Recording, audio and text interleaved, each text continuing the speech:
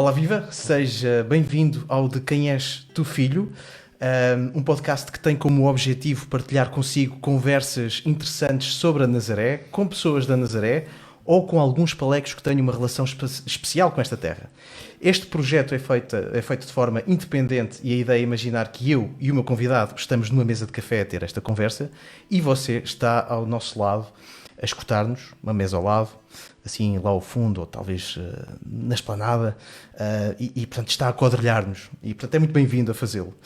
Por isso, se achar esta conversa interessante, pode pagar-nos pelo menos o café, isso era muito interessante, na nossa página do Patreon, com €1 pode pagar-nos um café, isso era porreiro. Pode também fazer like na nossa página do Facebook e subscrever o nosso canal no YouTube. Como se isto não bastasse, pode também subscrever o nosso podcast no Spotify. O meu convidado de hoje, na verdade, são três. Tenho o imenso prazer de ter aqui comigo o Mário Galego, que é jornalista e editor, e também o M. Parisi. Portanto, é verdade, vocês têm que confiar em mim. Poderão só ouvir e ver uma pessoa, mas terão que acreditar em mim. Já vamos falar um pouco sobre isso mais adiante. Para já peço apenas que confiem em mim. O Mário Galego tem 52 anos, nasceu na Nazaré, é jornalista na Antena 1 e certamente que já o terá ouvido, pelo menos a sua voz, enquanto sintonizava o rádio. Na estação pública já teve várias responsabilidades, mas eu sei que é fazer reportagem que ele se sente mais feliz. Tem vários prémios na sua prateleira, e seria cansativo até estar aqui a falar sobre eles, mas paralelamente o Mário é também editor. O seu projeto Volta de Mar consiste numa pequena editora independente que já conta com mais de 30 publicações lançadas no mercado. Dá principalmente voz a escritores desconhecidos, alguns deles até acabando por se revelar talentos indiscutíveis, como foi o caso de José Luís Peixoto, era uma coisa que eu não sabia, só soube há pouco tempo. Para além de editor, o Mário Galego, como eu disse ainda há pouco, é o M. Parisi, um pseudónimo que usa para assinar as suas obras de poesia. O seu primeiro livro, segundo consegui perceber, data de 1989 e desde aí já publicou 16 livros em nome próprio. É uma longa introdução, podia ser bastante maior, acreditem. Eu tive que tentar aqui sintetizar ao máximo, mas antes de mais impõe-se a pergunta de sempre: de quem és tu filho, Mário Galego? Bom, respondendo claramente quem sou filho, é assim: sou filho do Mário dos táxis e da Rosa do Fininho. Isto, dito à moda da Nazaré, as pessoas saberão.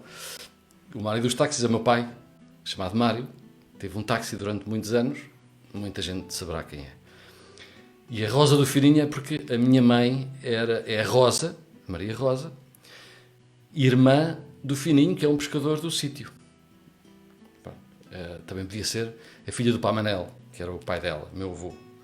Mas acho que é mais conhecida como a Rosa do Fininho. Pronto. Porquê Fininho? Pelo menos no sítio, porque o meu tio chama-se Fininho. Quer dizer, ele não era Fininho. Magrinho? Não, é a alcunha dele. Pronto, é a alcunha dele, não é? Mas não sabes qual é a razão nesse caso? Não sei, mas isto é normal. Eu tenho uma tia, que é a minha tia Júlia, mas ela não se chama Júlia. Quer dizer, pronto. Isto é na praia que acontece. A minha avó materna era a Maria Delfina. Ela não era Maria Delfina. Tinha outro nome. Não interessa, pronto, é assim. A minha mãe é a Rosa do Fininho e o meu pai é o Mário dos táxis. E o único nome verdadeiro é Mário. Era dos táxis porque tinha um táxi, pronto. Ou então o neto do Asa Negra. Asa Negra, este é um nome mais interessante. Era o meu bisavô. O avô dele era o Asa Negra, era uma alcunha. Também não sabes porquê? Perdeu-se no tempo? Eu acho que o meu pai já me explicou. Já perdi. Isso é muito lírico. Asa Negra. Ele era o Asa Negra. Tinha um barco. Aliás, como as famílias mais antigas todas viviam da pesca, e ele era neto do Asa Negra. Mais tarde, quando teve a profissão dele, Mário dos táxis, porque tinha um táxi. Pronto, é assim. Muito bem. E eu devo ser o filho do Mário do dos Mário táxis, dos táxis, claro. A minha mãe, da Rosa do Fininho. A minha mãe trata-te assim, como o filho do Mário dos táxis. Mas muita gente me trata assim. E ainda bem, é saudável. Então, desde que te lembras, desde que eras pequenino, o teu pai já tinha um táxi? Sim, já. Ok. E significava, eventualmente, tu pensar que se calhar ele teria que passar muito tempo fora, em viagens, sem estar em contacto contigo, não é? Só ir a Lisboa levar os imigrantes que iam para o Canadá eram 2 horas e tal para lá, mais 2 horas e tal para cá. Qual a autoestrada? A autoestrada começou a haver até Vila Franca. De Vila Franca para Lisboa. Daqui até lá, tempo, não é? iam pelas Caldas da Rainha, Alcoentre, Estrada Nacional, depois apanhava um bocadinho de 20 e poucos quilómetros de autoestrada. Vamos lá voltar a esse Mário com ranho no nariz e a brincar aí nas ruas. Onde é que tu moravas? Moravas Na Rua Augusta. na Rua Augusta, tens mesmo da praia, não há dúvida nenhuma sobre isso. Quer dizer, eu nasci no sítio, no hospital. Muito bem, Não é? como eu. E depois viemos viver para Nazaré. Eles tinham uma casa alugada, mas a minha memória é sobretudo da Rua Augusta. Eu vivia por cima do Tonho Casino, o café do Tonho Casino. Perfeitamente. Já não existe. Já não existe. Aliás, o edifício depois foi abaixo, que era uma casa lindíssima, muito antiga, muito antiga, muito antiga, com barrotes de madeira por dentro, com paredes antigas e sem placa, sem nada, mas com muita rústica quase. Sim, e muita história. Um pé direito fabuloso. Bom, e é essa memória que eu tenho daí, não é? É da Rua Augusta. A Rua Augusta não é a Rua Augusta, claro, é uma batalha. Exatamente, ou seja, voltamos ao mesmo, não é? Portanto, é mais uma rua que não tem... Aqui o nome nunca é verdadeiro. É verdade. Tem que ter outro nome qualquer. Eu há pouco tempo a dar instruções a um amigo que veio cá, que por acaso também se chama Mário, é Mário Cunha, disse, desces a Rua Augusta e vens por aí abaixo e depois viras à direita. E ele, não há Rua Augusta aqui no Google Maps. E eu, pois é. E eu não me lembrava do nome, para te ser sincero. Mas voltando a esse... No nosso Google Maps. Exatamente, é um Google Maps muito local. Mas voltando a esse momento em que tu tinhas ranho no nariz e andavas para aí a brincar, que memórias é que tens dessa época? Tenho aqui uma memória muito dura e tenho outra, como toda a gente anda, dar a brincar na rua e ter amigos da vizinhança, mas há uma memória terrível que é quando eu vou para a escola e depois não fui para a escola porque adoeci e a doença durou muito tempo. O que é que tiveste, Mário? Passado uns anos é que... Bom, para falar sinceramente, só há poucos anos é que eu falo sobre isso. Não é? Porque, naturalmente, aos 6 anos, quando estás preparado para ir para a escola e para viver uma outra vida, uma coisa de...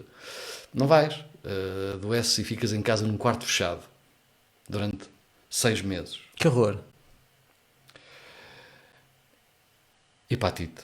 Mas na altura, qual hepatite? Não sabia se era A, se era B, se era C. Estamos a falar de 1975. Tinhas 6 anos? Portanto, sim. Ia para a escola, então, portanto só vi um ano mais tarde para a escola. Eu via os da minha idade, via a partir da janela a passar. Estava no primeiro andar, num quarto fechado, só a minha mãe é que lá entrava, porque tinha que haver uma higienização absoluta e tudo limpo, não é? Não podia nada de fora podia entrar dentro daquele quarto. Aliás, eu conto isso no livro, não é? E eu via os outros passar para a escola e eu estava ali. Quer dizer, todos os dias. Isto chegou a um ponto. E a própria doença chegou a um ponto quase terminal, em que os médicos dizem, acabou, não há nada a fazer.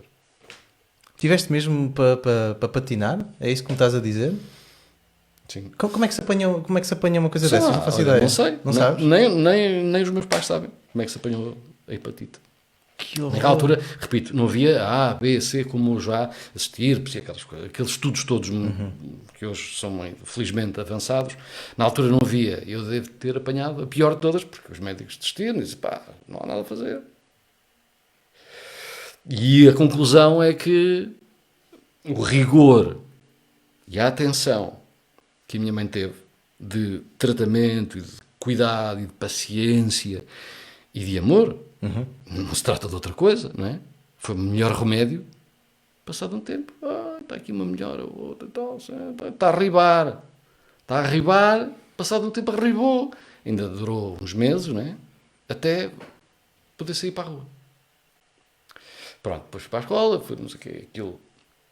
Na memória de alguém que tem 6, 7 anos... É terrível. Vai... Isso não foi um confinamento. É terrível, mas depois fica lá dentro, fechado num sítio do nosso subconsciente. Porque já passou, já posso ir para a escola, pronto. Mas depois aquilo, passado uns anos, começas-te a lembrar de quem tu eras, não é? O que é que fizeste, o que é que não sei o quê. As tuas memórias começam a vir e aquilo. E há poucos anos é que eu fiz um bocado de catarse desse período. Tu falas, de certa forma, disso neste teu último livro, que foi o último livro que foi lançado, já vamos falar um pouco sobre isso, Sim. que se chama... Mas Diz. Mas só o outro é que conta a doença. E este é o mais recente. Da memória, depois disso, já que perguntaste das memórias daquela zona, lembro-me do Tosé, do Abel, sei lá, amigos ali da rua, de andarmos a brincar às latas, fazer corridas de latas no Lancil dos Passeios, punhamos cascas de laranja, as latas ficavam... Era o Ferraris e os não sei o quê. Fazíamos assim. E aos berlindes, e aos peão, e essas coisas todas. Brincadeiras, anos 70, não é? E lembro-me de um 1º de Maio, já depois, não é? Já se celebrava o 1º de Maio, o 25 de Abril, já o salazarismo felizmente tinha ido à vida. Eu lembro-me, deve ter sido em 77, 78, uma coisa assim, em que nós fizemos uma manifestação, fomos ao Espadana buscar caixas de sapatos. Sim. Hoje já não há Espadana, não é? Na Subvila. Caixas de sapatos e cortávamos para fazer... Os cartazes? Cartazes. Bocados. Íamos ali à obra do... Pá, não sei, como é que se chama? Onde é as finanças hoje em dia? Aquilo teve em obra durante muitos anos. Bom, não interessa. Não sei do nome disso. Teve ali um edifício em obra durante muito tempo. Bocados de pau, de madeira, colámos e cartazes. Mas era sobre o quê? A manifestação? Celebrar o primeiro... Para celebrar e sobretudo, uau. já tinha acabado há muito... Morte ao fascismo, morro ao Salazar. Que era uma coisa que já tinha acontecido. O Salazar tinha morrido já há 6 anos, ou 7, ou mais, não é? Quer dizer, a nossa imagem era de que festa, liberdade, rua. E como víamos na televisão, ou ouvíamos na rádio, celebrámos também. E houve um dia, num 1º de Maio, fomos para a rua com caixas de sapatos. Viva o 25 de Abril, viva tudo. Morte ao salazarismo, morra ao Salazar. Já o Salazar tinha morrido, andámos ali. Sim, mas a ideia ainda não morreu. Portanto, vocês estavam muito atuais nessa altura, não é? Agora deve estar a renascer. Exatamente, sim, está a ressuscitar. É outra conversa. Eu quero só voltar ainda a esse período que tu estavas a dizer que foi um bocado traumático para ti. Eu tenho um miúdo de 6 anos, portanto eu empatizo muito com o que estás a dizer, não é? Imagino ele estar fechado durante 6 meses. Foi a primeira experiência de confinamento. Quer dizer, tu no fundo... Confinamento absoluto. Absoluto, não é? Absoluto. Tu já partiste aqui para este último confinamento do Covid já com alguma experiência, já tinhas alguma vantagem. Mas terá sido aí que essa obrigação de estar fechado num quarto, de observar, não é? Os outros que estão a sair e que estão a ir para a escola e a retomar as suas vidas, terá sido aí o início da tua vida literária? Já pensaste nisso? Faz sentido? Não faz? Sei lá. É interessante, não é? Porque de facto... Pode ser, nunca tinha questionado sobre isso, mas pode ser. Isso revela, não é? Ou seja, tu tiveste de ficar completamente sozinho. Não é que eu tenho uma vida literária, porque eu não considero que tenho uma vida literária. Escrevo algumas coisas e Isto é uma área a ser muito humilde. Não é nada, é verdade, porque eu não sou literato. Mas sim, mas essa memória, como deu origem a uma parte de um livro, sim, pode ter sido. Quer dizer, eu acho que quando se escreve, e partindo da memória, os assuntos mais marcantes da vida de uma pessoa podem dar boas histórias para contar, não é? Uhum. Pronto. E isto é literatura? Quanto a mim é, mas para mim nem sequer é discutível. Mas, de qualquer das maneiras, tu lembras-te da primeira vez que começaste a escrever? Como é que aconteceu? Como é que a escrita aparece na tua vida? Escrever, seja não o que na for. escola. Sim, exatamente, sim. Acho que foi no princípio, 80 e pouco, 83, 4, tinha pai 13, 14 anos. Eu lembro-me, isto é outra memória, eu lembro-me na altura do boom, chamado boom do rock em Portugal. Foi 80, não é? Quer dizer, o primeiro disco do UHF é 79, depois 80 é o Rui Veloso, pronto, por aí fora. E aqui na praia, malta que sabia tocar, não é? Miúdos novos também queriam fazer mais bom. E lembro-me de escrever vagamente, não sei se foi tudo aproveitado, se não foi, essa memória já se dissipou muito. Havia um grupo que era do Filomeno Costa. E quem era mais? Acho que era o Mário João. Que é aqui meu Mário, vizinho? não. O Mário Grande. Mário Grande? Que era baixista. Acho que era ele. E era mais quem? Era um tipo que está agora no Canadá chamado Norberto. E tu escreveste as letras, foi isso? E eu escrevi algumas letras, porque eles faziam um ensaio ali perto da casa onde eu vivia, que era a casa de quem? Não me lembro. Não me lembro, sério. Eu ia para lá, tínhamos lá um sótão. E eu ia para a casa do Filomeno, mais o João Zarro, éramos 3 amigos. E eu escrevia letras em inglês, em português e tal. E eu acho que o Filomeno aproveitou algumas. E esse grupo chamava-se Springbok. Agora. Springbok. Deram concertos na Praça Sousa Oliveira. Fizeram a primeira parte de um grupo qualquer, que não me lembro. Será que há registros disso ainda? Isso era super interessante. Até há alguns anos, o Mário Grande arranjou-me um pedaço de um vídeo, em VHS ainda, não é? Em que, não sei se era uma das músicas que eu escrevi para eles, não me lembro. Tu não te recordas, nem sequer te recordas sobre o que é que escreveste, por exemplo? Não sei.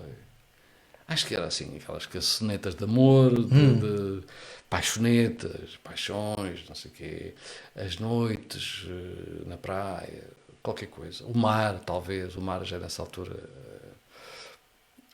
Mas escrevia em inglês e também em português, porque o inglês era a língua dos grandes grupos anglo-saxónicos, não é? Claro. Que influenciavam muito o rock e o inglês era sempre. Sentias-te à vontade para escrever em inglês? Depois comecei muito cedo, sim, a escrever, porque ouvia muito, Claro. Ouvia, tentava perceber. E depois havia muita gente aqui na praia que chegava e eram estrangeiras e tal. E a malta, uma palavra, outra palavra, e aquilo... Já vamos falar sobre estrangeiras e estrangeiros. Já vamos falar um bocado sobre esse assunto. Então, posso presumir que foi através da música e da escrita de canções que terás Pode ter começado a escrever. Sim. E depois depois fui desenvolvendo, depois fui fazendo outras coisas, depois, aqueles primeiros poemas e tal que toda a gente faz. Fui escrevendo. Pronto, e depois perco-me no tempo, acho que nunca parei. Mas eras um puto introspectivo, que gostava de estar sossegado a escrever, longe das outras pessoas? É esse o teu perfil? O longe... Sozinho, a questão de estar sozinho a escrever. Vamos ver. Eu lembro-me de escrever muito no sótão dessa casa onde eu vivia. O sótão parecia um segundo andar, era uma casa enorme, tinha vários quartos, estás a ver, um sótão com vários quartos, não é? Perfeitamente. Um telhado todo em barrotes de madeira, e depois o quarto onde eu estava tinha umas águas furtadas, que é uma espécie de varandinho. Pronto. E eu estava ali e era ali que escrevia. Pronto. Mas não era... Era um refúgio. Pronto, era um refúgio, sim. Mas depois, mais tarde, lembro-me de que já depois da adolescência, já quando fui para Lisboa, por exemplo, estudar, eu escrevia muito no comboio. Quando ia do Valado para o Recio, do Recio para o Valado, estava sempre a escrever. E eu ia na carruagem a escrever. E aquilo era como a locomoção do comboio, as imagens a passarem na janela, a velocidade, aquilo dava-me... Isso é uma coisa muito interessante. Dava-me uma certa sim. pica para escrever, e aquilo... E as imagens também me surgiam, não é? Eu estava a dizer que era muito interessante porque eu, ao preparar esta entrevista, enfim, eu sou um grande fã teu, como é evidente, e daí ter quase aqui todos os teus livros. Faltam aqui alguns porque há amigos que vêm, e já agora fica o recado, há amigos que vêm cá a casa e gamam-me os livros, e isso não está certo porque alguns têm dedicatórias e é mau, mas... Dada esta chega, que eu tinha que puxar as orelhas, e eu sei que quem está a ouvir isto sabe para quem é que eu estou a falar, mas dito isto, ao preparar aqui a entrevista, uma das coisas que tu recorrentemente dizes, nas poucas entrevistas que tu deste, tu referes-te sempre ao facto do transporte. Tu dizes um bom poema, uma boa história é aquele que nos transporta. Este conceito do transportar, no seu sentido mais... conceptual, está muito presente também na tua escrita, não é? Porque, por exemplo, quando nós falamos aqui, e já vamos falar um pouco mais sobre este aspecto literário, porque é interessante começar a falar sobre o jornalismo, mas quando vimos aqui à frente do mar, ou ao norte, Légua, Falca, aliás, ao contrário, peço desculpa, norte, Falca, Légua, estava-me a soar mal, o que nós temos aqui é de facto um portal que nos leva não só no espaço, mas também no tempo. Eu espero que seja, porque eu quando leio tento eu gosto de ler aquilo que me leva. Não é? Eu gosto de pegar um livro e a história não chega. Quer dizer, um poema ou um romance tem que me levar. Se não me levar do sítio onde eu estou, fico parado. E quer dizer, fica parado, fecho o livro e vou ver outra coisa qualquer. Isto não é, quer dizer, cada pessoa tem uma maneira de ler, uma maneira de olhar para a arte, por exemplo, não é? Para a arte que nos sai de cá dentro, não é? Um poema que seja, às vezes pode ser melhor uma carrada de livros numa estante. Um poema que seja, porque se esse poema me levar, se me transportar para outro sítio, e transportar não é no sentido de levar da praia para o sítio, nem da praia para Lisboa, não é a localização, é a viagem que tu fazes mental para outro lugar, para lugares que podem ser desconhecidos ou infinitos, ou podem ser lugares onde tu vais descobrir coisas. Nem são lugares, são dimensões, não é? Mais nesse sentido. Podes dizer dimensões, pode ser dimensões. Que congrega. Se calhar, pronto, partindo sempre daí, eu também, quando escrevo, não o faço de propósito, porque eu nunca escrevo nada de propósito nesse sentido, é aquilo que lá está também ajuda as pessoas a irem a viajar, a sair do sítio onde estão e a procurar dimensões, como tu dizes, e bem. Pronto, é uma viagem, não é. Eu não sou, eu já te disse isto fora desta nossa conversa. Vezes, já sei o que vais dizer. Eu não sou um literato, não sou da literatura, eu não escrevo há meses. Escrevo quando me apetece, escrevo quando estou para aí virado, pronto. E isso é claramente... É como ir ao mar sem um porto de abrigo. Agora, a gente com o porto de abrigo, os pescadores vão sempre ao mar. Antigamente não, estava rabiosa, estava mau tempo, não vamos ao mar. É como eu, não estou para aí virado, não escrevo. Não, quer dizer, não sou como aqueles escritores que têm um despertador ligado às 5 e 10 da manhã. Agora vou escrever. Passam 7 horas, tenho que ir para o trabalho. Um outro dia fazem a mesma coisa. Eu não sou assim. Eu não tenho disciplina nenhuma. A inspiração vem-te e escreves? Vem-te num momento? Ou seja, mas isso é muito, muito giro, mas como é que tu depois consegues fechar um projeto como este, não é? Como é que tu consegues fechá-lo? Porque anda-me aqui uma ideia na cabeça, anda-me a moer a cabeça, como se diz, e aquilo vai saindo, e depois eu leio, depois não é bem assim, e depois chegas a uma altura e agora está satisfeito, e pronto, eu próprio fico satisfeito com aquilo, e quando fico satisfeito, está feito, não quero saber mais. Mas fazes tudo uma assentada só? Quando isso acontece, fazes, por exemplo, este livro, vamos falar especificamente, se calhar do último, se não te importas. Já estamos no autor de livro. Já estamos, vamos baralhar isto tudo. Estamos no mar dos táxis. Sim. Mas sabes, tu estavas a falar há bocado na questão do transporte e agora voltaste a falar do teu pai. De certa forma, tu prossegues o que o teu pai faz, não é? Que é transportar pessoas. Num sentido totalmente diferente, mas tu fazes isso, tu transportas pessoas para outras dimensões. Pois. Isto sou eu a psicatrizar bastante. Bom, como é que tu fazes isto? Como é que isto acontece?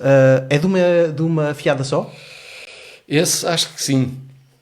Este foi assim, tipo, sei lá, em um mês ou 2 ou 3 escrevi isto. Pronto. E tenho mais, só que depois vais apurando. Este não quero, o outro não quero, não sei o quê. Este, depois juntas 2, depois aumentas, depois andas ali a trabalhar e isto em 2 meses ou 3. E quando acabo, já nem me lembro que acabe, porque essa ideia dissipa-se, E começa uma outra logo, é isso? Não. Faz essa pausa? Aparece quando aparece. Não, eu não tenho essa disciplina. É que eu não tenho disciplina nenhuma. Eu não sou disciplinado. Não sou, a sério que não sou. Não tenho essa disciplina. Não tenho. Tanto podes ver que eu passo anos sem publicar um livro. E de repente deste ano foram 2 ou 3 É isso que é interessante, não é? Porque de repente... Mas isso tem a ver com os editores. Quer dizer, os editores tinham lá o livro. Eu ofereci porque são ou amigos ou conhecidos. Olha, este, por exemplo, que é da Companhia das Ilhas. O Carlos me disse, quero editar isto já para o próximo mês. E este estava na editora, há 1 ano ou 2. E eu disse, e agora? Então, mas este foi primeiro que este, mas sai primeiro o outro. Está armado. E eu disse, olha, façam o que quiserem, eu não quero saber disso. Foi tal e qual, façam o que quiserem. E lançam-se 2 livros no ano. Então e pronto. Fantástico. Para mim foi ótimo. Eu já te estava a pedir um livro há muito tempo, portanto já veio tarde, para te ser sincero. Já estávamos com saudades da tua escrita. Vamos afastar-nos um bocado da escrita e já voltamos aqui, está bem? Já vamos ser transportados para este sítio, porque eu quero voltar aqui à questão da rádio. Quero mudar um bocado o ponto para a rádio. Como é que a rádio aparece na tua vida também? Aliás, tu ainda há pouco ali fora dizias-me, devias pôr aqui mais vezes a pergunta de quem és teu filho, noutro sentido. Epá, eu adoro essa ideia, por isso eu vou começar já a fazer isso, não te importas. Quem é que foi, de quem és teu filho na rádio? Como é que isto apareceu na tua vida? E quando? Se calhar a minha origem para a rádio e os meus pais da rádio são muito aqueles folhetinhos que se ouvia na antiga emissora nacional, que em 76 depois passou a RTP1, depois era a Antena 1, não é? Não tem nada a ver, eu não queria trabalhar na Antena 1 nessa altura, não é isso, não tem uma coisa a ver. Curiosamente depois, quando eu fiz o curso, anos mais tarde, fui para a Antena 1, como podia ter ido parar do outro lado, e já te explico como. Mas nessa altura eu ouvia muito, depois do almoço, tinha um transistor pequenino, depois do almoço punha assim, então, debaixo da almofada e ficava ali. Eram folhetins ou do essa de Queiroz adaptados, não é? Era o chamado teatro radiofónico. Certo. Eu ouvia muito aquilo. E aquilo eu estava a ouvir e estava a ver. Estava a imaginar. Quer dizer, isto cá está tudo ligado, porque aquilo era a partir de um livro, aquilo era uma história, e eu estava a visualizar. E essa ideia da rádio, que é, tu podes estar a falar, não estares a ver, mas constróis a tua imagem daquilo que eles estão a dizer, essa imagem da rádio ficou-me. Ou seja, ao ouvires rádio, tu estás a ver. Mas os teus olhos podem estar virados para o saber. Epá, estás a ver? É que tu ouves e tu podes estar a passar a ferro. Podem estar a contar uma história na rádio e tu estás a ver aquilo tudo. Mas estás a passar a ferro. Precisamente. Né? Ao passo que se tu estiveres a ver televisão, um canal qualquer, aquilo é dado com legendas, com imagem, com pormenores, com zooms. Nem precisas de pensar. Não precisas de te esforçar. Está lá tudo.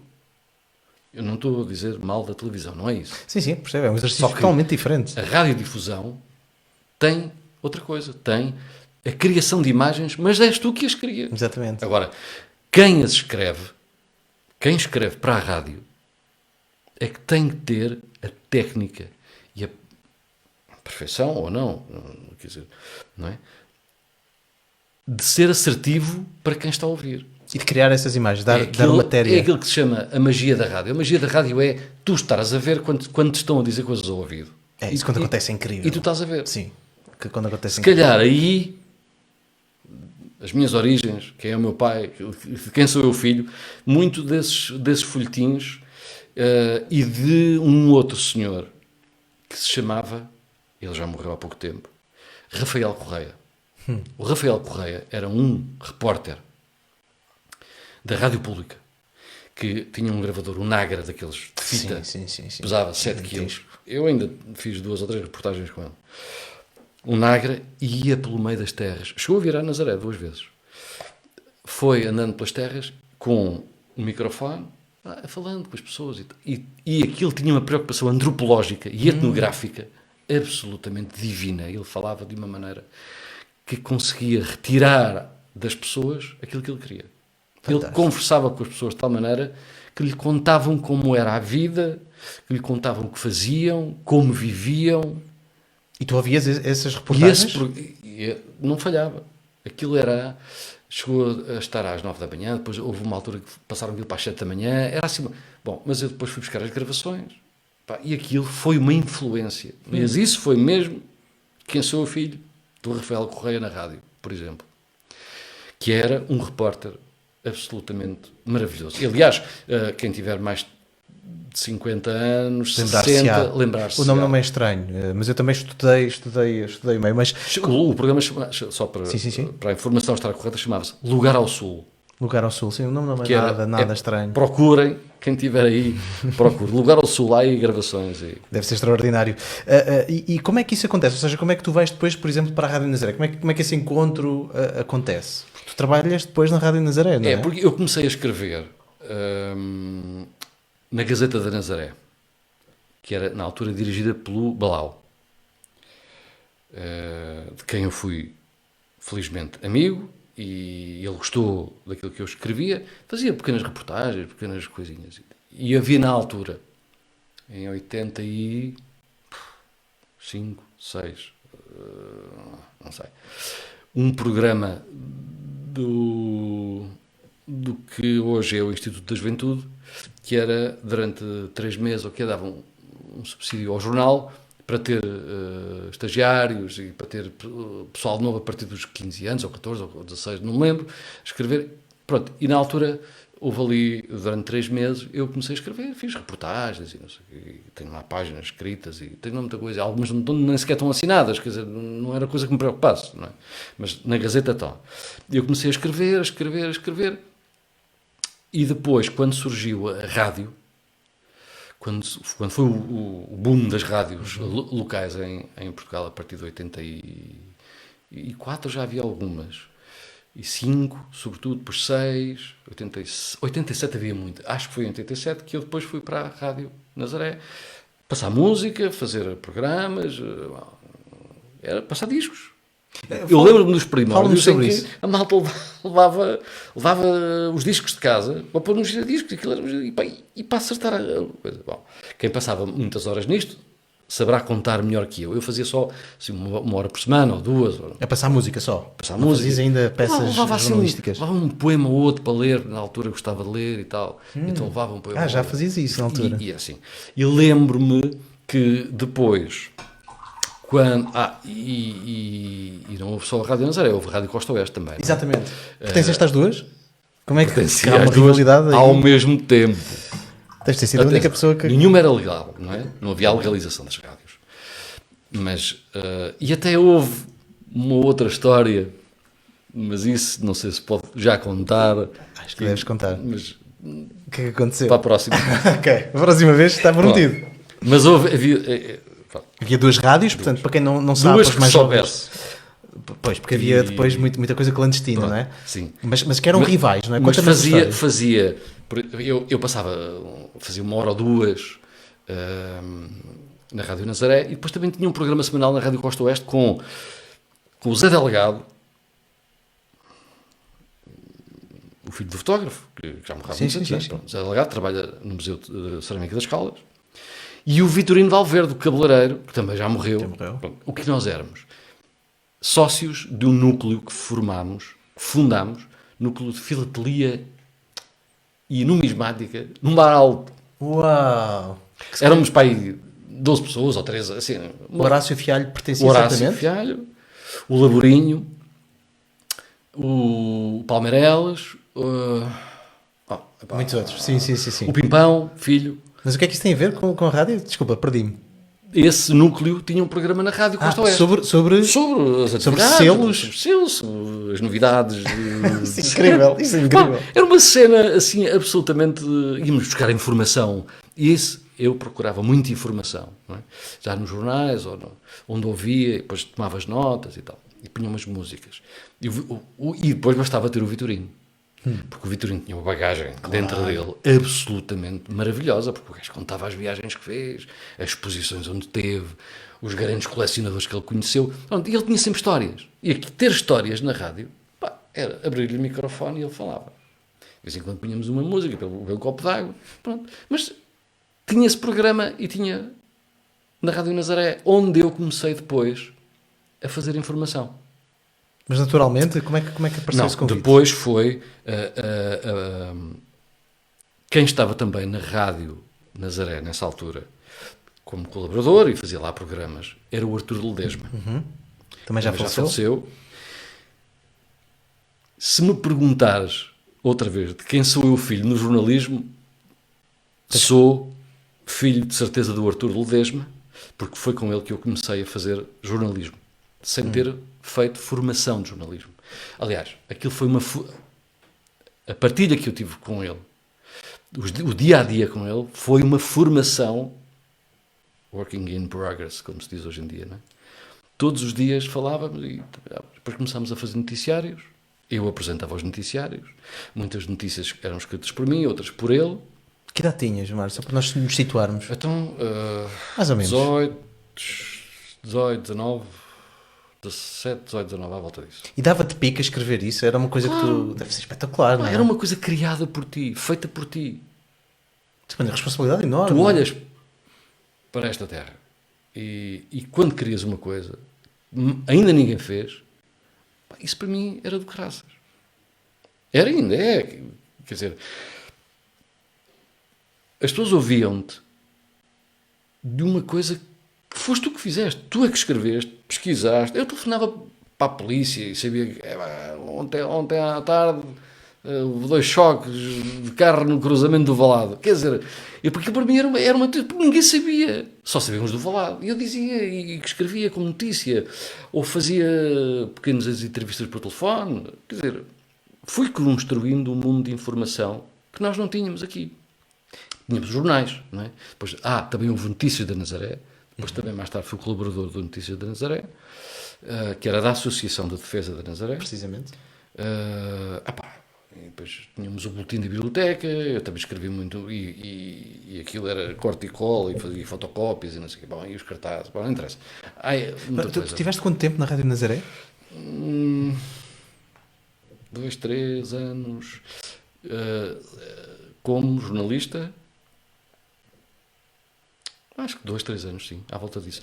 Foi ali que depois foi certificada a minha carteira profissional. Portanto, é aí que vais... A minha carteira profissional é de 89. Ainda eu estava na Rádio Nazaré. Porque foi a própria rádio que certificou este indivíduo. Está a tempo inteiro a fazer noticiários. Tinha um programa cultural ao sábado, da 1 às 2, ou que é do meio-dia à 1, que era o salão de festas, onde a gente fazia o roteiro cultural. Exposições, espetáculos, Alcobaça, Benedita, Pataias... na região, não era só aqui na sim, na região, sim. E depois trocávamos muita informação com a malta de Alcobaça, de Leiria, das Caldas, de vez em quando telefonávamos, tens aí alguma coisa? Tenho, não sei o quê, não. E trocávamos informação. Na altura as pessoas é importante perceberem, mas na altura a rádio era o grande meio de comunicação aqui, não é? Sentiste de alguma forma uma estrela por estar a... Não. Porque tinha um impacto incrível, quer dizer, eu falo com pessoas da rádio Claro, mas não, qual estrela? Estrela éramos todos que fazíamos aquilo, quer dizer, éramos todos. Estrela. Quer dizer, aquilo eu sentia-me parte de um conjunto de pessoas. E a Fátima Melo ainda hoje lá está, já lá estava nessa altura, não é? O Joaquim Paulo passou lá. O Joaquim Paulo foi o primeiro convidado. Estava eu a sair, ele começou a fazer relatos. Sim. Uma altura em que ele começou a colaborar, eu já estava de saída. Bom, não interessa. E muita gente que ainda lá está. Não sei se lá está. Sim, mantém relações fortes com a rádio. Mas estrela não. Nunca, nem hoje. Eu pergunto isto porque... Eu quero ir à Lega tomar um banho. Mas tu, na verdade, desta geração de jornalistas, e não foram assim tão poucos quanto isso, serves de grande referência, não é? Porque depois tu escalaste para a Antena 1, que dentro da rádio é o topo que tu podes chegar aqui em Portugal, não é? Como é que isso acontece? Como é que tu vais... Eu sei que vais tirar uma formação a São Jorge. Porque tenho um amigo... um amigo de uma namorada que eu tinha na altura, que tinha feito essa formação, e depois quando me conheceu, mas o teu perfil encaixa-se perfeitamente nesta formação, porque não é universitária, é profissional, é profissional, prática. Não, aquilo o São Jorge é um centro protocolar entre o Estado, o Sindicato de Jornalistas, o Instituto de Emprego, onde se aprende jornalismo a sério, não é? E onde estão os craques. Exato. Não é? Onde são os craques do jornalismo a dar formação. E eu inscrevi-me. Claro que me inscrevi e percebi que, quer dizer, aquilo que eu já fazia aqui e que cheguei a uma altura em que se calhar eu precisava de fazer mais e desenvolver. Então inscrevi-me. Mas aqui há uma história. Isto não vai lá, um gajo da praia não é... Conta. Não é fácil.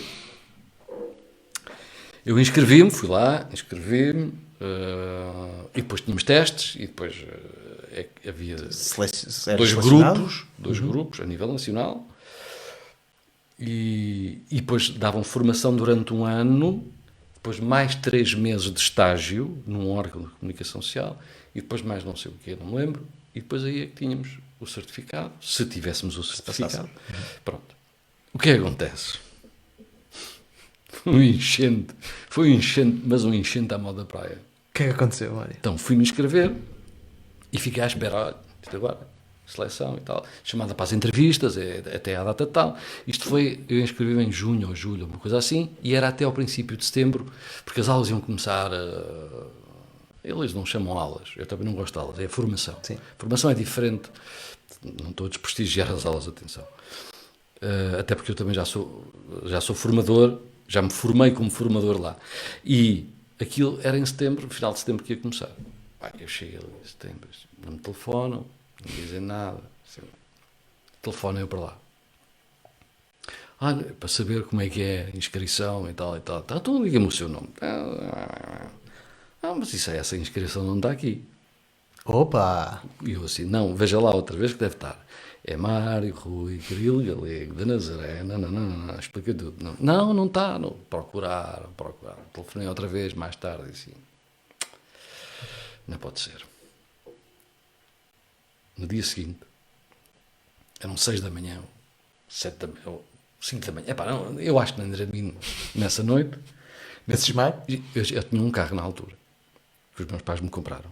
Meti-me no carro, fui para Lisboa, e antes que o Senhor abrisse, já ele lá estava à porta. Fazes uma espera.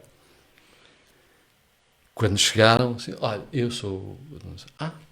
mas o senhor tem que ir. Depois entrei para a secretaria. Bom, veio a secretária, a chefe da secretária, veio o diretor. Assim, é assim, chamem quem vocês quiserem. Eu inscrevi-me no dia tal, às tantas horas, fui recebido assim, ficaram de me ligar, como é que é? Não sei. Bom, eu não sei se alguém do São Jorge está a ver, mas é assim, isto foi uma guerra. Foi uma guerra. Mas estavam quase a chamar a polícia, porque eu não saía dali, e isto é verdade, como hoje ainda há funcionários lá que se lembram disto. Só saí de lá quando me garantiram que o senhor vai ser chamado dia tal. E assim foi. Isso é fundamental, essa assertividade, não é? Veio o senhor, acho que já morreu, que era administrador, delegado na altura, estava lá, veio cá abaixo, o que é que se passa? Um barulho, não foi um barulho, uma guerra. E eu que não sou de fazer guerra, atenção, eu nunca falei alto, não gosto, mas quer dizer, quando me tiram do sério, Passaste. Não passei, me fiz um enchente à mão da praia. Espetacular. Mas foi um enchente à mão da praia. Chamem quem vocês quiserem. Chamem a polícia, os bombeiros é logo ali por trás. Estão ali os bombeiros, chamem os bombeiros. Eu quero ser chamado porque eu inscrevi-me. E só saí de lá quando me garantiram que... E foste. Então faça de novo aqui a inscrição. Tal. E entraste. E passado uns dias telefonaram-me a dizer, venha cá fazer as entrevistas. Sim senhora, vou aí, sim senhora. Isso foi fundamental para tu estares onde estás hoje, não é? Fiz as entrevistas e entre 500 e 570 e não sei quantos alunos a nível nacional, já com alguma experiência, né? Eles selecionaram sempre aqueles que tinham alguma experiência, que eram sobretudo os da rádio locais, dos jornais locais, e então ficaram 30 ou 40, eram 2 grupos. Em 500 ficaram. Incrível, é uma seleção incrível. E tu passaste? Sim, fiquei logo lá e disseram, Quer dizer, tu já tinhas talento para Ainda isto. me lembro que o Cesário Borga foi da RTP durante anos e que agora já está reformado. Foi ele que fez a principal entrevista e disse, mas porquê que você não veio para cá já a trabalhar numa rádio? Então você tem experiência disto? E eu disse, amigo, eu quero vir para aqui aprender, ponha-me aí na lista. Vá lá. Já sabias, claro, que era isto que tu querias fazer para a tua vida, não é? Não havia dúvidas. Pois, aí já não tinha grande dúvida. E diziam-te, olha, tu tens talento. Diziam-te isso? Não. Não, acho que me deram a oportunidade para mostrar e eu soube aproveitá-las. Mas sabias que tinhas talento? Tinhas essa noção? Não é a questão do talento. Isso para para mim ti não. Eu sempre fui muito trabalho. Eu trabalho. E hei de lá chegar. E cheguei. Quer dizer, como na Rádio Nazaré, por exemplo. deram essa oportunidade de fazer informação. Quem é que aqui sabia como é que se fazia informação? Fomos eu e o Arthur, tal. O Arthur tinha sido correspondente do Diário, tinha tido alguma formação nesse sentido, abriu-me os olhos, eu comecei a escrever, quer dizer, saí de cá de dentro e eu trabalhei, escrevi, e disse, aquilo. Fui apurando a voz, fui apurando a escrita, fui apurando tudo. E começou E assim. quando lá cheguei ao Senhor, aquilo desenvolveu-se, pá, pronto. E como é que entras na Rádio Nazaré? Na Antena 1? De tal maneira Foi através do que Sr. o Francisco Sena Santos, que é esse craque Meu da professor. rádio... Meu professor. Foi teu professor? O meu professor. Boa. Grande professor. Enorme, enorme. Pá, o Francisco Sena Santos era o último a dar, porque já estava, a malta havia grupos para a imprensa, para a rádio e para a televisão. Depois eu fui para a rádio. E para o último que dizia quem é que vai para onde e quem é que faz o quê, era o Sena Santos. Pá, e o Sena ouviu-me uma vez e disse: O que é que se passa aqui? quem és tu? Ó? Porque és tu, filho? Quem és tu, filho? Bom, e então foi ele que me levou para a Antena 1. Ah, uau. Disse: pá, tu vais estagiar comigo. É que nem é para a Antena 1. Tu vais, na altura ele estava a fazer o programa da manhã da Antena 1. E ele: não, tu vais estagiar comigo. E na altura, isto foi em 90, 91, a TSF era o boom da informação, era uma coisa. Toda a gente queria ir para a TSF estagiar. E eu tinha lá uma pessoa conhecida que me podia dar ajuda para... E eu assim, se é um gajo que me quer levar porque considera o meu trabalho, é por aí que eu devo ir. Muito bem. Pá, Esqueceste o outro e foste... não, nem tive dúvidas, porque o outro queria que eu trabalhasse para ele. Então onde é que está a dúvida? E aprendeste É a lógica do trabalho. Aprendeste diretamente com o Sena Santos? Aprendi. Pois. Foi a tua escola na Antena 1? Trabalhei 2, 3, 4 anos no turno dele. Uau. Com ele, éramos 5. Eu era um deles. Que luxo. Pá, e aí foi Aí é que cresceste. um pedal. Não estás bem a ver. Como é que foi? A primeira vez que abres um microfone na Antena 1, numa rádio nacional, qual é que é a sensação? Não me lembro qual é que foi. Deve ter sido uma coisa tão de...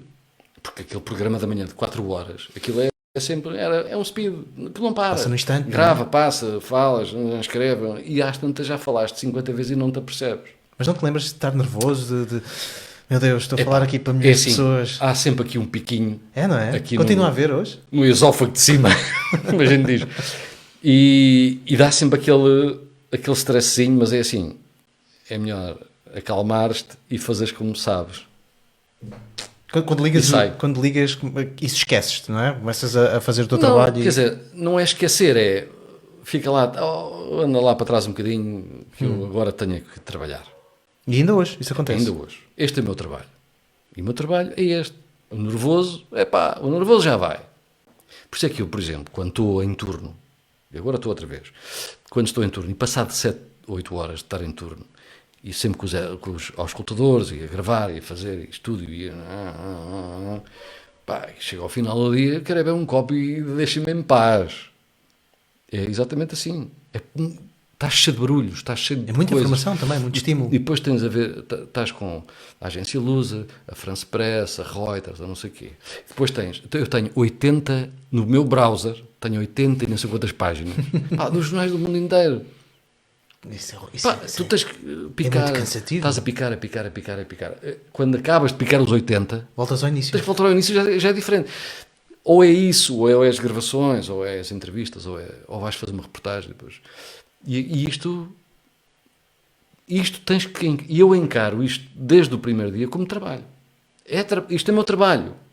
Podia ser enfermeiro, podia ser agricultor, podia ser jardineiro, qualquer coisa. É trabalho. E quando há esse piquinho de nervoso, sobretudo quando estou a editar, a fazer noticiário, há muito, não é? Abres o microfone e é assim, estás a falar em direto para o mundo. Exatamente. Não é? Exatamente. Mas quer dizer, passado uns anos também já não pensas logo nisso, quer dizer, falas com o técnico, tenho aí o som, não sei o quê, quando o microfone está fechado, né? Ou com a secretária de produção, olha, vê lá se o outro está em direto, o outro não sei o quê, né? E às tantas, acaba um som, abres o microfone e vais para ali fora, pronto. Já te aconteceu, certamente, alguma coisa de errado durante esses... Todos os dias. Os ouvintes não se apercebem muito, mas todos os dias acontece qualquer coisa de errado. Tens que improvisar, não é? Se, por exemplo, o som não passa, não é? Tens uma Sim, declaração de alguém. Improvisas. Mas tens de improvisar. E o improviso tu tens que saber a notícia. Tens de estar preparado, não é? Se tu não sabes aquilo, não sabes improvisar. Isso nota-se logo bem. Ou então passa para outra. E depois quem está na parte da regia tem que te acompanhar. Tens de tomar opções com o microfone aberto. Tremendo. Aquilo que tu dizes está dito. Está dito. Não há hipótese de voltar atrás. Se dizes amanhã chove. Não era isto que eu queria dizer. Amanhã faz sol. Já está. Quem é que acredita em ti? Exatamente. Vai dar uma volta. Vai dar uma volta que vou, mas é à frente do mar e a gente vê se amanhã chove. Não, isto não esquece. Não há... É uma pressão tremenda. Deixa-me voltar aqui à Rádio Nazaré, porque eu quero... Tu já me falaste um bocado como é que era a Rádio Nazaré anteriormente e de facto desse papel áureo que a Rádio Nazaré teve. Eu tenho um carinho muito grande pela Rádio Nazaré, não sei, já agora posso dizer isto. Também eu. Porque... E para as pessoas que lá trabalharam. Sem dúvida, que são uma escola. E aquela vez que uma nortada fera que estava aí... Conta. A antena... Aquilo tem lá um excitador, não é uma casinha com o excitador. O excitador é o que recebe do estúdio e excita para a antena e os bipolos mandam para as telefonias. Uma nortada que estava aí, a antena tem 5 guias ou 6, não sei, de aço para segurar, não é? Rebentaram-se e aquilo estava... E assim, e ficamos sem a rádio, ficamos sem tudo. Quem é que era o responsável técnico na altura? Era o Jorge Barroso, que foi Presidente da Câmara. Sim. Ele tinha, o escritório dele era ao lado da rádio. Ele é engenheiro eletrotécnico, salvo erro, não é? Pronto, é isso. E era a mesma parede, de um lado do estúdio, do outro, por coincidência. Mas ele era o diretor técnico, era o gajo responsável de comprar os equipamentos e orientar aquilo. E então, de manhã, tivemos que o chamar. Estava eu... acho que era o Mário Freire, o Granada, chamámos mais não sei quem, fomos Torre do Urbissol, sem vedação. Torre do Urbissol, para quem não nos conhece, é um prédio que tem 12 andares. É o prédio andares. mais alto da Nazaré. É a nossa arranha-céus. A nossa arranha-céus. A caminho do sítio. Exatamente. Então fomos lá em cima, o último andar, aquilo tem quê? 10, 12, 16, não sei. Sim, é mais? 16 ou 17, não me lembro. Também não sei. E aquilo está no topo, onde não há nada. Levas um vento e cais. E então a gente chegou lá em cima, cada um agarrado a um cabo. Para amarrarmos aquilo. A antena, para amarrarmos a antena. E os cabos tinham que arrebentar, não sei, acho que o Jorge Barroso depois arranjou cabos novos, não interessa, mas estávamos agarrados, uma ventania, e a gente arriscarem a vida para salvar ali o fio da antena. Esse empenho, esse amor à rádio, era uma coisa que era também física, era mesmo assim. Não é? Falemos sobre isso. O que é que aconteceu até lá? Como é que consegue explicar? A rádio deixou de ter esse papel, e podemos explicar de várias formas, né? Inclusivamente com as novas tecnologias que nós temos hoje, por exemplo, com a internet. Nós hoje estamos aqui a fazer isto, mas podíamos estar na rádio a fazer este programa perfeitamente. Sim. O que é que aconteceu? O que é que aconteceu à rádio? Forma de rádio, não é? Sim, mais esquizofrénica, mas... mas o que é que aconteceu? Eu queria perguntar-te isto. O que é que aconteceu à rádio de passar deste papel tão importante e fundamental para a comunidade para ter... E eu estou a ser, se calhar, eufemista a dizer isto, mas para ter um papel mais afastado, mais... menos importante. Talvez mais mortiço.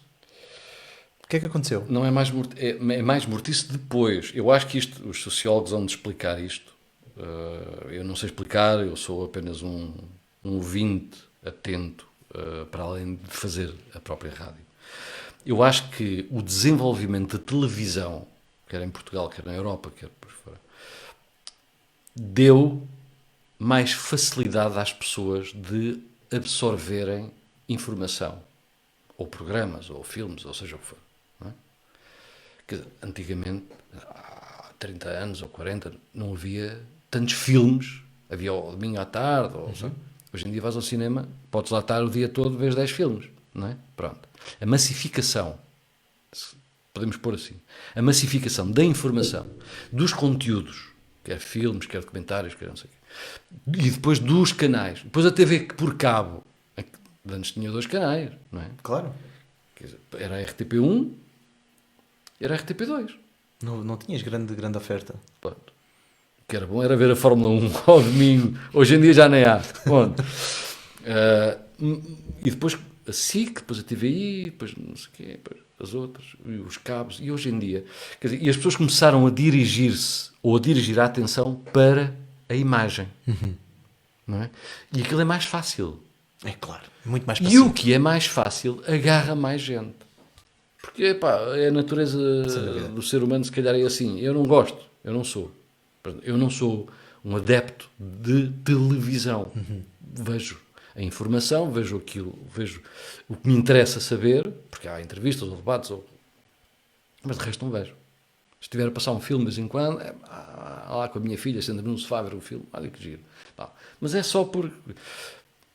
E isso massificou de tal maneira o que se dá às pessoas, que as pessoas foram atrás. É como a internet. É só rodar o botão do rato. Está lá tudo. Estou a ver. Este não sei quem é, o outro não sei quem. Enquanto que na rádio, tu tens que estar com atenção a ouvir e põe-te a cabeça... É como ler, no fundo, não é muito diferente. É como não é? ler. É como veres um quadro. É como ires a uma exposição. Tu tens que pensar sobre aquilo. E as pessoas, se calhar... Não estou a dizer mal. Quer dizer, o gajo da praia diz sempre mal de tudo. Sempre. Mas, modéstia à parte, eu não estou a dizer mal. É verdade, eu não estou a dizer mal de ninguém. Mas as pessoas gostam das coisas mais fáceis. Ver televisão é mais fácil. Portanto, com os perigos que isso acarreta. Sem muitos perigos, ainda recentemente, enfim.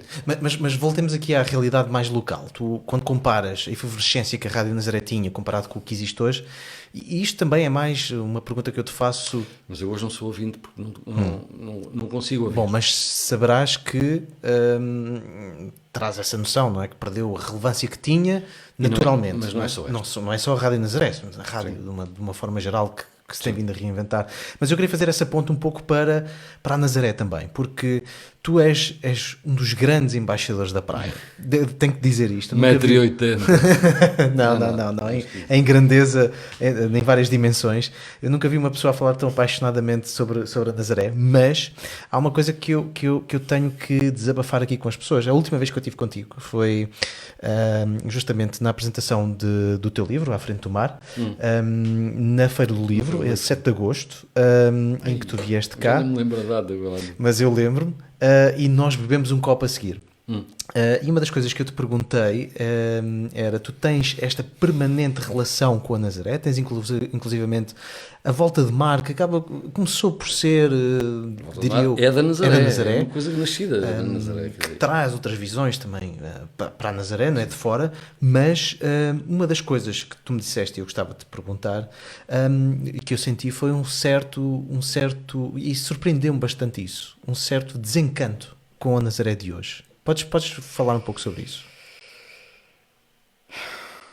Eu sei que isto te dói. Tanto para dizer sobre isso que às vezes nem... quer dizer, eu fui habituado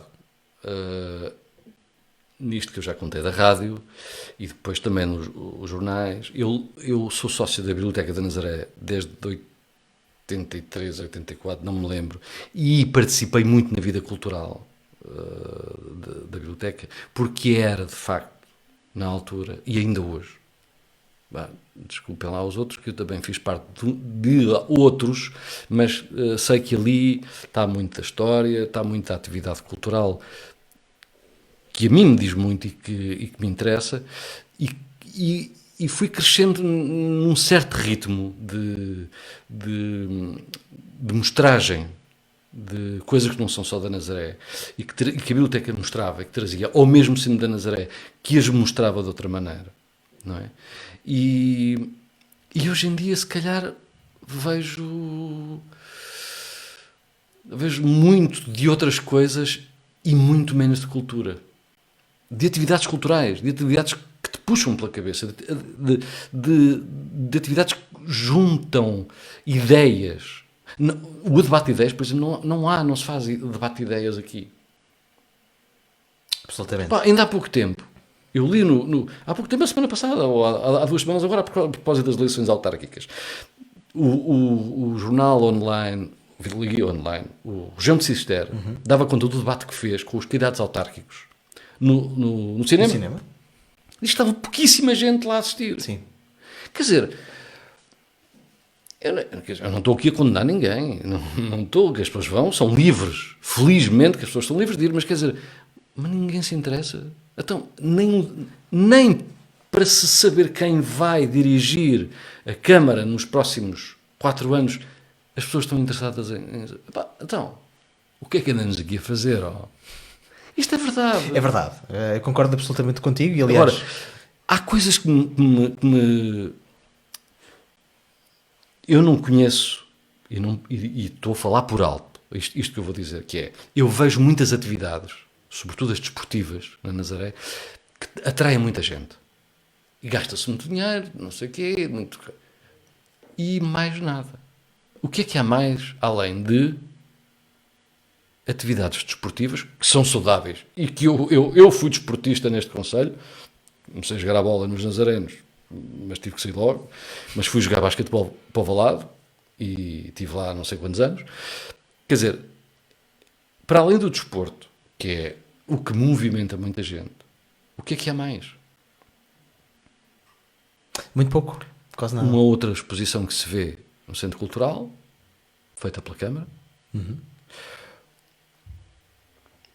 E mais. Não, é de facto muito pouco. Um gajo da praia diz mal de tudo, é verdade. Mas também puxa a brasa à sardinha. Eu com a volta de mar, eu trago cá, com a ajuda da biblioteca, eu trago cá autores. Este fim de semana, tu nem fazes a mínima ideia a quantidade de gente que vem aí que são pessoas reconhecidas no país e são chamadas para o estrangeiro para participarem em certames literários, em feiras do livro internacionais, em colóquios, em livros. As pessoas fazem livros, já ganharam prémios e vêm à praia. E és tu que estás em Lisboa e que consegues organizar isso, é incrível. Vamos guardar só isto, porque eu quero terminar. Eu só estava aqui a fazer uma ponte entre o que é de massas e o resto que não existe. Exatamente. A meu ver. Claro. E atenção, eu não vivo aqui. Ressalvo isto, eu não vivo aqui, mas venho cá de vez em quando, tenho cá os meus pais. Eu sou filho daqui, quer dizer... Tu não vives aqui, mas a verdade é que a Nazaré está sempre muito presente na tua obra, e eu acho isso verdadeiramente incrível e inspirador. Aliás, se eu estou a fazer neste momento esta coisa que nós estamos aqui a fazer, é porque de facto és uma inspiração nesse sentido, para te ser muito honesto. E aliás, só uma história aqui à parte, este título de Quem És Tu Filho foi aprimorado aqui com a ajuda do Mário, justamente nessa noite em que eu estava a referir, em que tu me revelaste algum desencanto com a Nazaré, que me surpreendeu muito.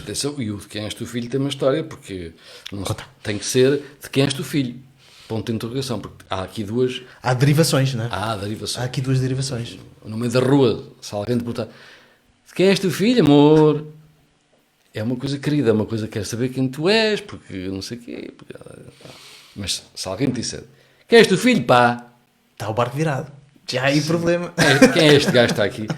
Isto tem aqui... Tem mais. O de quem és tu filho tem que ser de quem és tu filho.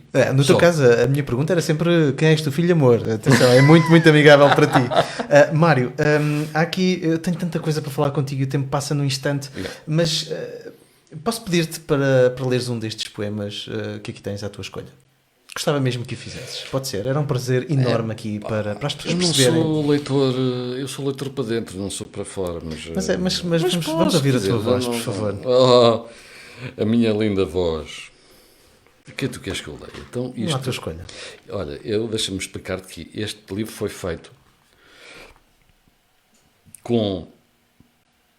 a seguir à doença. Eu saio, vou para a escola. Com 6 anos?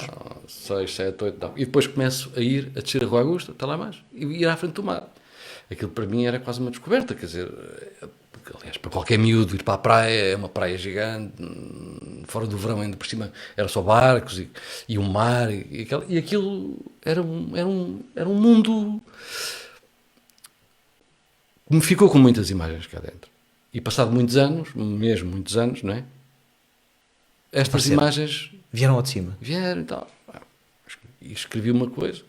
Ainda há bocado perguntavas quanto tempo é que demorei a fazer isto. Surgiu-me uma imagem. Praia. Às vezes eu olhava para as berlengas e depois não sei. Aliás, estamos à frente do mar e a gente, nunca se vê o mesmo todos os dias. Sempre diferente. Ou o mar está raso, Sempre diferente. ou está uma leva de mar, Sempre. ou vêm-se as berlengas, depois não se vê, depois ou está sol, ou está a nevoeiro. Bom, De hora a hora. e depois aquilo também me parecia um palco de teatro. Porque aquilo... E depois imaginava coisas na praia, no mar, e depois o mar que subia às ruas, e depois... Aquilo tudo era... E isso veio tudo, e eu comecei a escrever. E às tantas, pronto, sai isto, o que é que tu queres? Quero que só coleias uma dessas coisinhas, pá. Uma dessas imagens. Vamos transportar-nos para aí. Isto era uma das imagens terríveis. Há imagens terríveis neste livro. Mas pronto, eu vou ler esta. As mulheres seguravam a cabeça com as duas mãos, como se houvesse uma representação, mas não se conhecesse o enredo. A praia tornava-se cinzenta. Frente à capitania havia uma luz de receio. Os gritos ecoavam como ondas sonoras que contornavam o rochedo e regressavam, como uma acusação que a todos se entranha. Quem ali está derrama líquido pelo corpo, petrifica o sal, tolhe-se. É um outro túnel por onde não se volta. Colavam-se ao portão de madeira, tentavam decifrar as comunicações. Não havendo relatos do que se perdeu, perdeu-se tudo. Ouviam-se gritos por causa do mar.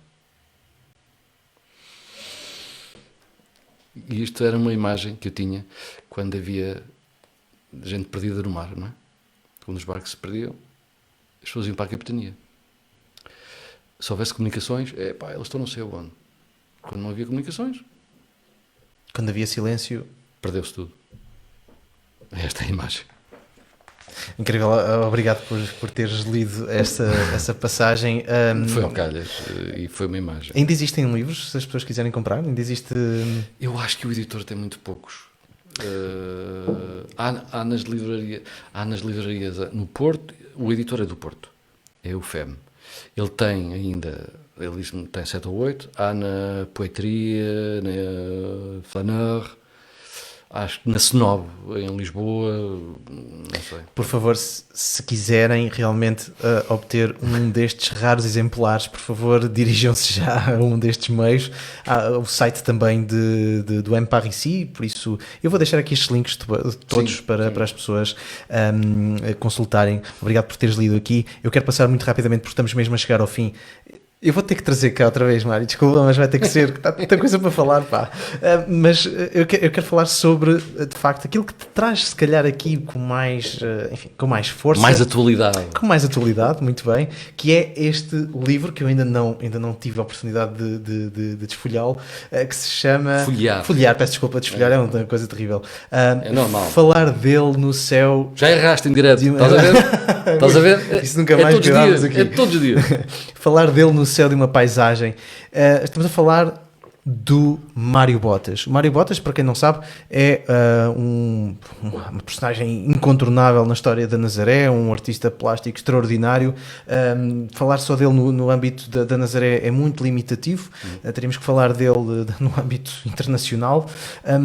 Mário, como é que este projeto aconteceu? Como é que ele surge? Como é que és pressionado, se calhar, interiormente para avançar com esta ideia deste livro?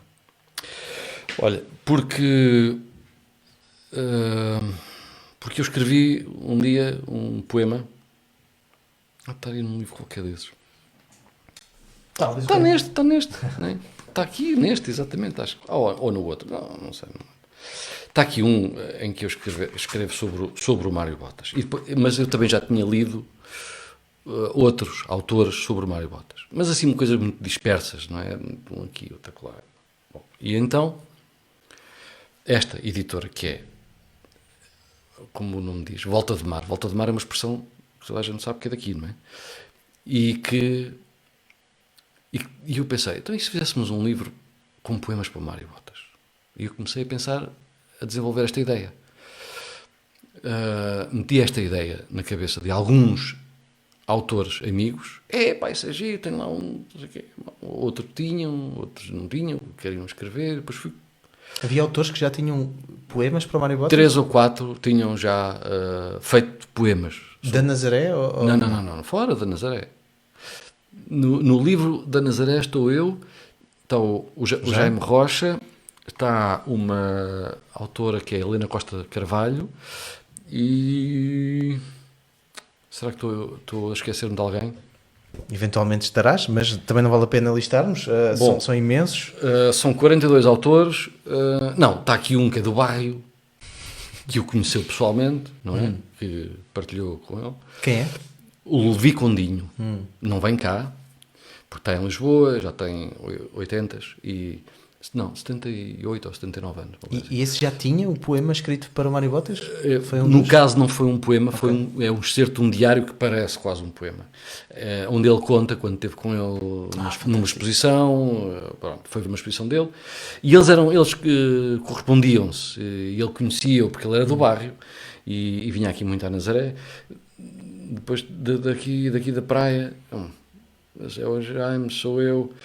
E a Helena. E da praia não há mais ninguém. Depois das Caldas. Tu conheceste o Mário Botas, pessoalmente? Não conheci pessoalmente. Viu ao longe. Viu na praia, viu ali na loja, na Rua de Sevilla, a entrar para a casa da mãe. Ele já era uma figura mítica nessa altura? Ele não vivia cá nessa altura, vinha cá de vez em quando. Lembro-me sobretudo da imagem dele com os galgos, os 2 galgos, certo. Andar a passear na praia. E aquilo era uma coisa muito... Ninguém falava com ele. Já era um mito na altura? Ele tinha um... Não, era... Quer dizer, no meio literário e artístico em Lisboa, sim, era reconhecido, sim, os grandes autores conheciam-no. Não é? Os grandes pintores, ele tinha muita gente que o referenciava. Pronto.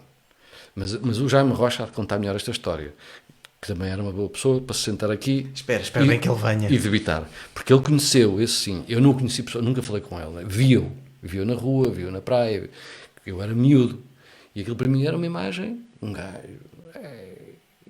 o que ele dá, cabeça, não é tal e qual, um gajo com 2 cães a passear na praia, era assim uma coisa do outro estranho mundo. Na altura, não é? Sim, claro, então parecia um estrangeiro, então os estrangeiros apareciam aí às vezes e diziam, o que ali vai e tal, e aquele gajo era da praia, não é? Mas isso depois, anos mais tarde, mesmo depois da morte dele, passou agora no dia ontem fez 38 anos que ele morreu.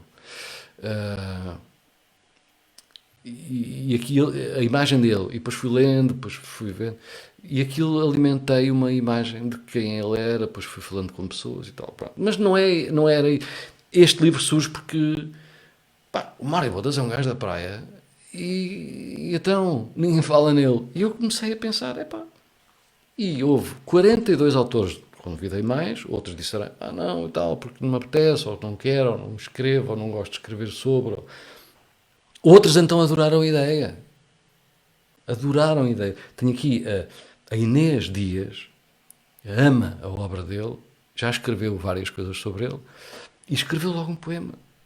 E vem cá a Nazaré de vez em quando. Por acaso, desta vez não vai. E depois o Jaime Rocha conta, porque o Jaime Rocha andou com ele os quadros debaixo do braço para a primeira exposição no Posturismo. Incrível. Não sei o quê. Bom, e o Levi Condinho que o conheceu. Mas só um artista realmente com um poder incrível de expressão plástica é que consegue resistir passados tantas décadas. E agarrar esta gente toda. Agarrar. Porque há aqui muita gente que tem 30 e 40 anos. Portanto, são novas gerações. Mas que sabem quem é o Mário Botas e que gostam da obra do Mário Botas. Isso é incrível. E por isso escreveram sobre o Mário Botas. Como é que tu explicas isto, tendo em conta que nós sabemos que a atividade para o lembrar é nula? A vários níveis. Os livros estão esgotados, os livros com a obra dele estão esgotados, quer dizer, não se vêem à venda. Não há exposições, não há iniciativas. Como é que tu explicas isso, Mário? Eu não tenho explicação. Quer dizer, eu se fosse uma parte que tivesse que o fazer, ou que tivesse a responsabilidade de promover a obra dele, Eu fazia, epá, nem que fosse à frente do mar 3 ou 4 quadros, ou que fosse uma coisa no verão, pá, qualquer coisa que chamasse a atenção que, nesta terra há aqui um gajo que era do caraças. Ou mesmo fora daqui. Já houve várias exposições em Lisboa, claro que houve. Claro. Uma vez, olha, eu e o Zé Delgado, uma vez, fomos levados para Lisboa, porque era o último dia da exposição do Mário Botas na Biblioteca Nacional. Isto foi em 87, ou 86, ou 85, pá, não me lembro. Ele já tinha morrido. E a gente queria muito ver aquilo, só que depois fomos ao jornal. Acaba hoje. Bora para Lisboa. Fomos levados. Chegámos lá, estava fechado. Está fechado o quê, pá? Pediram para abrir?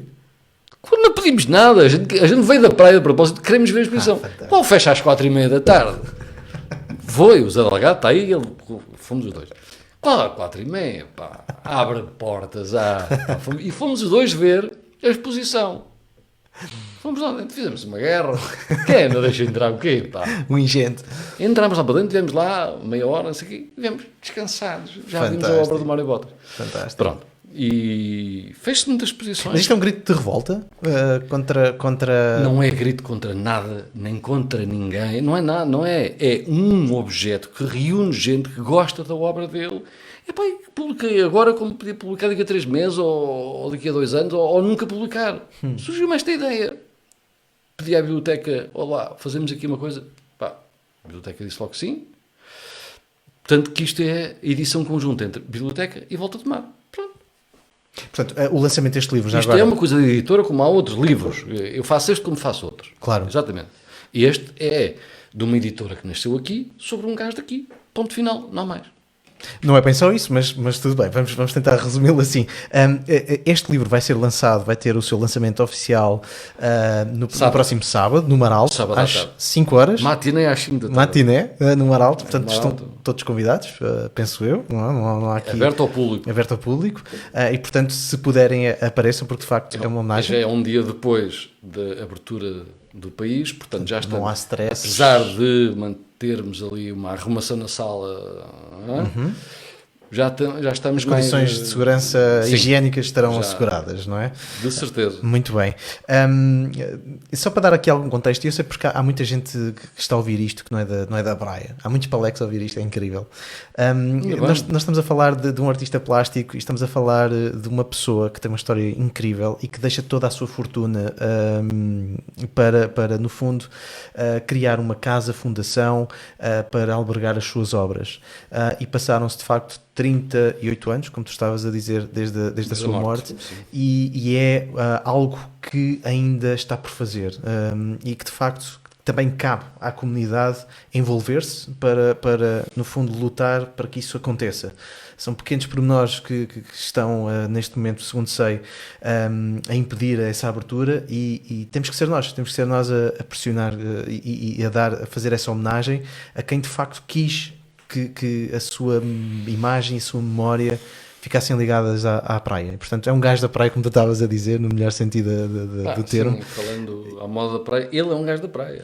Por isso, Mário, eu tenho que pedir-te, porque já estamos com imenso tempo. Nós temos o tempo que quisermos, mas as pessoas depois ficam cansadas. Eu não fico cansado, eu estava aqui agora a falar contigo até à meia-noite. Eu vou pedir-te para leres um último poema que sirva de apetite às pessoas para virem. Eu não sei muito Vais ter que fazer isso, amigo. Eu sei que dos outros, só se eu ler o meu, mas o meu é mais uma história do que seja um poema. Posso ler um pedacinho do meu, pronto. Eu, quanto aos outros, enfim, porque eu depois já explico o que é isto. É um texto, isto é quase como uma prosa poética que diz: o quarto que permanece morto. 2 lápis no chão de madeira. A um deles falta carvão na ponta. Folhas na mesa. Uma delas esgueira-se à espera de um vento, um sopro. Mas nada é permitido dentro daquela divisão em que a secretária preta impõe o alinhamento do silêncio. As janelas, tal como tudo, estão fechadas. O pó acumulou-se, como se fosse um peso que mede o tempo. Só os boiões de tintas se sobrepõem ao campo de visão e o copo dos pincéis como farol para quem queira navegar dentro do mapa de desenhos inacabados. Há fotografias nas paredes, pregadas. Uma cadeira de hipnóticas serpentes que se entrelaçam, talvez assim fosse para que cuidassem do seu dono. Da entrada, espreita-se para o interior. Um reflexo de luz no chão pressupõe um espelho. Terá sido a porta de fuga? Ou o lugar para onde saía com regularidade para pastorear as nuvens? Ou então para seguir o rastro da mulher azul? É um quarto desarrumado e com areia que os cães traziam agarrada às patas, como se espalhassem pequenos ossos, restos de socalcos em que se apoiam os sonhos, abismos. Mas só um dos galgos sobreviveu à morte. Este, que se esconde nas calças largas, em pernas curtas, sossegado nas mãos enrugadas de dedos compridos, seguindo a casaca e o boné do homem que nunca viu a barba crescer e que se inclinava para trás. João, guardador da casa, porteiro do quarto em que jamais alguém entrou após a morte. E enquanto a cabeça se intromete para lá da porta, atrás de João, tio de Mário, a quem chamávamos o Botas dos Lados, esconde-se o sobrevivente de pelo fino, ossatura em relevo, inquietude nos olhos, medindo a intimidade. Fiel. Espreita também por entre as pernas de quem o guarda. Probo. E chega! João diz que chega. Está assim desde que Mário foi embora. Vê-se a rapidez da sombra que em 4 pernas longas desce as escadas. Pronto, repete. Não se pode observar mais. Está assim e ficará. Nem o lápis se pôde afiar. Isto é o quarto do Mário Botas quando eu fui lá visitá-lo, levado pelo João Botas, que era o tio dele. Eu fui ver o quarto onde ele ficou exatamente como estava. Como ele o deixou. Nunca ninguém mexeu naquele quarto. No quarto da casa onde é hoje a fundação. E tu falas a casa foi abaixo, foi exatamente. construído. Falas aí num dos galgos que ele tinha, certo? Que sobreviveu. Que sobreviveu. Morreu pouco. Cego, cegou, depois... Pronto. Incrível. É uma das histórias que se pode ler, um dos poemas, um dos textos, que se pode ler aqui no Falar dele no Céu de uma Paisagem, poemas para Mário Botas, uma edição conjunta da Volta de Mar com a Biblioteca da Nazaré. O lançamento novamente vai ser no próximo sábado, às 5 horas no Mar Alto. Eu, que não faço parte da organização, convido toda a gente a assistir. Eu lá estarei também com muito prazer a assistir. Mário, muito obrigado por teres aqui vindo. Eu vou dar um abraço assim que fechar aqui isto.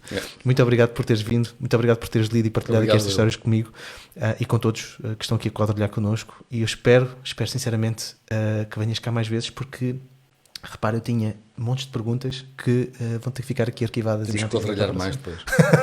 Obrigadíssimo, Mário. Um abraço a todos.